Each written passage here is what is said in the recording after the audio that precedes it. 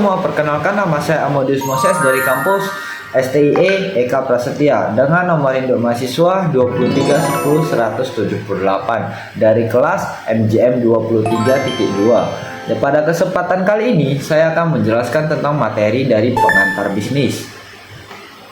Pertama itu macam-macam bentuk usaha. Sebelumnya semuanya udah pada tahu belum arti dari perusahaan itu apa? Nah, jadi arti dari perusahaan itu adalah sesuatu bentuk usaha yang bersifat tetap dan terus-menerus yang didirikan dengan tujuannya pastinya untuk memperoleh untung atau untuk memperoleh profit.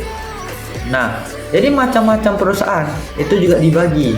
Kalau perusahaan perseorangan terbagi menjadi dua, yaitu perusahaan yang memiliki izin dan perusahaan yang tidak berbadan hukum seperti firma dan CV. Perusahaan berbadan hukum terbagi menjadi tiga juga, yaitu koperasi, PT, atau persero. Selanjutnya itu adalah stakeholder. Stakeholder adalah pihak pemangku kepentingan di dalam perusahaan yang dapat mempengaruhi atau dipengaruhi oleh tindakan dari bisnis secara keseluruhan. Nah, yang saya bahas mulai dari jenis stakeholder dulu. Jadi stakeholder itu terbagi menjadi dua jenis, yaitu stakeholder primer atau yang utama, di mana stakeholder itu dianggap penting. Dan yang kedua tuh stakeholder sekunder atau stakeholder pendukung. Itu adalah stakeholder yang dianggap kurang penting. Nah, contoh stakeholder itu apa sih? Jadi contoh stakeholder sendiri itu terbagi menjadi primer dan sekunder. Contoh stakeholder primer itu adalah menjadikan pihak yang akan terkena imbas secara langsung dari adanya kebijakan program suatu proyek, contoh masyarakat dan tokoh masyarakat. Kemudian stakeholder sekunder itu adalah bagian yang tidak akan berhubungan langsung terhadap suatu program, contohnya lembaga, pemerintah, dan perguruan tinggi. Selanjutnya nih, kita harus mempengaruhi aspek dalam memulai bisnis. Nah, jadi aspek dalam memulai bisnis itu dimulai dari etika bisnis. Nah, etika bisnis itu apa sih? Pengertian dari etika bisnis dapat diartikan sebagai pengetahuan mengenai tata cara ideal dalam mengelola bisnis dengan memperlihatkan norma atau moralitas yang berlaku secara universal, ekonomi, dan sosial. Kemudian itu hak konsumen. Hak konsumen terbagi menjadi beberapa jenis, yaitu hak untuk memperoleh kenyamanan, keamanan, dan keselamatan. Kemudian hak untuk pembinaan dan keselamatan. Kemudian itu hak untuk didengar pendapat dan keluhannya. Nah, kemudian nih, hak produsen itu apa?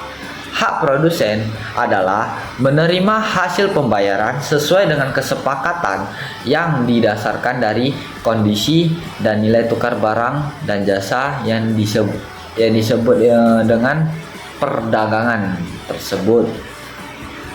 Kita juga harus tahu nih, peran kewirausahaan di dalam ekonomi kompetitif itu mencakup hal-hal apa aja sih? Yang pertama itu meningkatkan pertumbuhan ekonomi, mengurangi kesenjangan ekonomi di masyarakat, membuka lapangan pekerjaan, mendorong inovasi dan kemandirian masyarakat, menciptakan perubahan sosial. Nah, kemudian bisnis di pasar global. Secara garis besar, bisnis di pasar global itu adalah kegiatan usaha yang dijalankan secara global. Nah, manfaatnya apa sih bisnis pasar global itu? Yang pertama itu meningkatkan pertumbuhan ekonomi, kemudian mendorong peningkatan kualitas produk, meningkatkan pendapatan negara, memenuhi permintaan pasar, kemudian memperluas target pasar. Kemudian bisnis keluarga atau disebut juga usaha keluarga. Usaha keluarga ya di mana sebuah perusahaan yang dimiliki atau dikontrol ataupun bisa disebut dijalankan oleh anggota keluarga ataupun beberapa keluarga. Usaha keluarga sendiri itu juga dibagi menjadi dua jenis, yaitu family owner enterprise atau disebut perusahaan yang dimiliki oleh keluarga tetapi dikelola oleh profesional yang berasal dari luar lingkungan.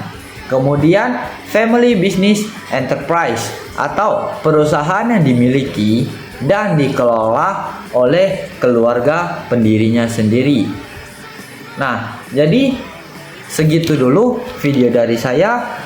Jika ada salah kata dari saya ucapkan mohon maaf sebesar-besarnya dan terima kasih telah meluangkan waktu untuk menonton video ini. Bye bye.